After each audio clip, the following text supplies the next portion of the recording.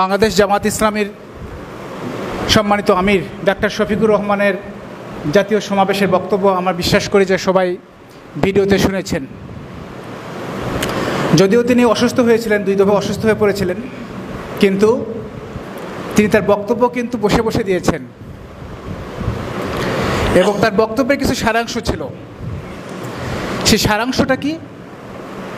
সেই সারাংশ হলো আমাদের 54 বছর রাজনৈতিক যে ব্যর্থতা, যে কারণে আমরা রাজনৈতিকভাবে আমরা সফল হতে পারছি না, যে কারণে বাংলাদেশ এগিয়ে যেতে পারছে না, এই পয়েন্টগুলো ফাইন্ড আউট করে এমন একটি বাংলাদেশ আমরা বিনির্মাণ করতে চাই যে বাংলাদেশ হবে একজন চা শ্রমিক থেকে শুরু করে, একজন রিক্সাওয়ালা থেকে শুরু করে, একজন আমলা পর্যন্ত সকলের জন্য একটা সুন্দর বাংলাদেশ আমরা তৈরি করতে চাই। আমরা যারা 24 বিপ্লবোত্তর ধর্মীয় মূল্যবোধ এবং 40 বিপ্লবকে আদর্শ হিসেবে সামনে নিয়ে নতুন বাংলাদেশ বিনির্মাণ করতে চাই, যে দেশ তরুণদের রক্তের ওপর দাঁড়িয়ে নতুন একটি যাত্রা শুরু করেছে, সেই দেশেরই সেই প্রজন্মেরই একজন প্রতিনিধি হিসেবে, তাদের একজন প্রার্থী হিসেবে আমি আপনাদের সামনে দাঁড়িয়েছি। আজকে সকাল থেকে বেশ কিছু পাইকরি ইউনিয়নে বেশ কিছু স্কুল, শিক্ষা প্রতিষ্ঠান, মাদ্রাসা, তারপর প্রাইমারিতে আমি গিয়েছি। সব জায়গায় একটা কথা বলার চেষ্টা করেছি যে আমরা এখানে যে মানুষগুলো আছি, আমাদের সকলের রাজনৈতিক আদর্শ কিন্তু এক না, আমাদের সকলের ভালো লাগার জায়গাটাও এক না, আমাদের ধর্মীয় পরিচয়ও এক না, কিন্তু রাষ্ট্র আমাদের সকলের। আজকে আপনি যদি 54 বছরের পিছনের দিকে তাকান, আমাদের ব্যর্থতার জায়গা কি? আমাদের এই রাষ্ট্র কেন এগিয়ে যেতে পারছে না? আমাদের মৌলিক সমস্যা কোথায়?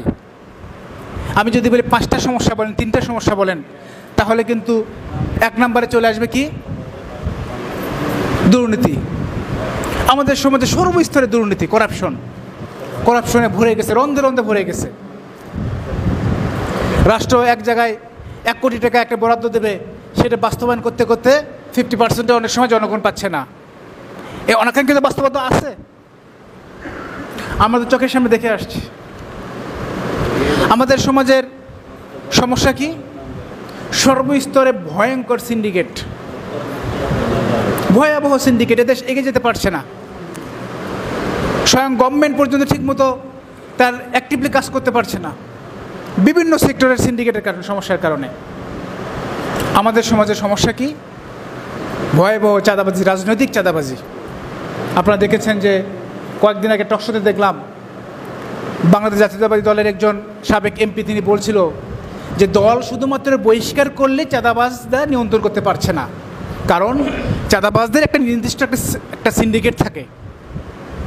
দলীয় আদর্শের চাইতে তাদের সিন্ডিকেটটা অনেক বেশি ভয়ঙ্কর। এটা বাস্তবতা। আমরা 24 বিপ্লবোত্তর যে বাংলাদেশ, সেই বাংলাদেশকে আমরা নতুন করে বিনির্মাণ করতে চাই, সিন্ডিকেট মুক্ত, চাঁদাবাজ মুক্ত, দুর্নীতিবাজ মুক্ত, ধর্মীয় মূল্যবোধের ভিত্তিতে মানবিক একটি কল্যাণ রাষ্ট্র আমরা তৈরি করতে চাই।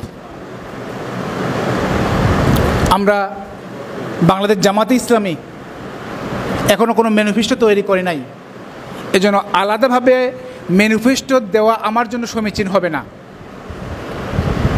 বাট বাংলাদেশ জামাত ইসলামী সেই ম্যানিফেস্টোর দিকে হাঁটছে যে জায়গায় দাঁড়িয়ে জাতি হিসেবে আমরা গত 54 বছর ব্যর্থ হয়েছি, যে জায়গায় দাঁড়িয়ে আমরা জাতীয় ঐক্যের মাধ্যমে বাংলাদেশকে আমরা সামনে এগিয়ে যেতে পারবো।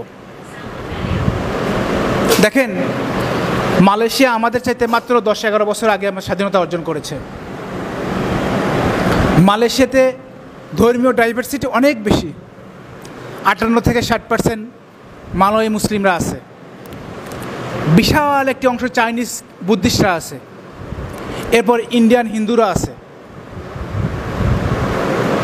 দেশটাতে একটা বড় অংশে এথনিক সোসাইটি, ইভেন মালয়দের ভিতরে একটি এথনিক ভয়ঙ্কর, মানে বিশাল একটা সংখ্যা এথনিক রয়েছে। জিওগ্রাফিক্যাল আইসোলেশন রয়েছে, যে মালয়ের মূল ভূখণ্ড এক জায়গায়, সাবা সারোয়া আরেকটি ভূখণ্ড অনেক দূরের, মাঝখানে পরে 1 থেকে 1,500 কিলোমিটার দূরত্ব রয়েছে, সাগর রয়েছে। এরপরও মালয়েশিয়া কি পিছিয়ে গেছে? মালয়েশিয়া, আপনি যদি মুসলিম বিশ্বের দিকে তাকান, মুসলিম বিশ্বের যে রাষ্ট্রগুলো অনেক সামনে এগিয়ে গেছে, মালয়েশিয়া ওয়ান অফ দেম। এত ডাইভার্সিটি থাকার পরেও, এত এথনিক প্রবলেম থাকার পরেও, এত কিছুর পরেও এই রাষ্ট্রটা কেমনভাবে এগিয়ে গেছে? কীভাবে জাতীয় ঐক্যর মাধ্যমে রাষ্ট্র এগিয়ে যাচ্ছে? আমরা বিশ্বাস করি আমাদের অতীতের ব্যর্থতা থেকে শিক্ষা নিয়ে 24 বিপ্লবোত্তর এই বাংলাদেশে আমাদের ঐক্যবদ্ধভাবে দেশকে গড়ার জন্য আমাদের এগিয়ে যেতে হবে। আমরা আগামী নির্বাচন উত্তর এবং নির্বাচনের পর আমরা সেই বাংলাদেশ তৈরি করতে চাই যেখানে দল, মত, ধর্ম, বর্ণ নির্বিশেষে সকলের ঐক্যমত থাকবে এবং সকলের ঐকান্তিক প্রচেষ্টায় আমরা নতুন একটি বাংলাদেশ বিনির্মাণ করব। এটি আমাদের মূল আদর্শিক বিষয়। এবং আমি আপনাদের এই আসনে নতুন এসেছি, নতুন ঘোষণা হয়েছে। আমার আগে এখানে একজন বয়োজ্যেষ্ঠ আলেম, সর্বজন শিক্ষিত, জনপ্রিয় একজন ব্যক্তি ছিলেন, মাওলানা তাইব আলী হুজুর ছিলেন, যিনি 3বার উপজেলা চেয়ারম্যান ছিলেন। তিনি তার জীবনের 60-70 বছর এই ফিল্ডে তিনি সময় দিয়েছেন, একেবারে তরুণ থেকে শুরু করে জীবনের শেষ সময় পর্যন্ত এই ময়দানে কাজ করেছেন। আমি কোনো আলেম নই, আমি জেনারেল শিক্ষায় শিক্ষিত একজন মানুষ, বাট একজন ইসলামিস্ট। আমি পেশায় একজন বিশ্ববিদ্যালয়ের শিক্ষক। আল্লাহ আমাকে যতটুকু দিয়েছে এই মানুষগুলোকে সাথে নিয়ে, এই এলাকার জনগণকে সাথে নিয়ে আমরা নতুন বাংলাদেশ বিনির্মাণের দিকে এগিয়ে যাব। আমি একটি স্লোগান চিন্তা করেছি। স্লোগান হলো সমৃদ্ধ বাংলাদেশ, উন্নয়নের বগুড়া, মডেল কাহালু নন্দীগ্রাম হবে দেশের সেরা। আমরা এমন একটি কাহালু নন্দীগ্রামকে তৈরি করতে চাই যে Kahalu Nandigram not only will be role model for the Bogura, এটা সারা বাংলাদেশের জন্য একটি রোল কনস্টিটিউশন হিসেবে, সংসদীয় এলাকা হিসেবে সারা দেশে একটি পরিচিতি পাবে ইনশাআল্লাহ। সেই পথ চলাই শাহজাহানপুর এই অঞ্চলের যারা আছেন আমাদের ভাইরা, কাহালু, নন্দীগ্রাম সহ যারা প্রেস ক্লাবের সাংবাদিকরা আছেন, আপনাদের সকলের কাছ থেকে আমি সেই সহযোগিতা চাই যে সহযোগিতার মাধ্যমে আমরা আগামী দিনে আমাদের পথ চলা সুন্দর হবে, ঐক্যবদ্ধভাবে আমাদের কাজগুলোকে আমরা এগিয়ে নিতে পারবো।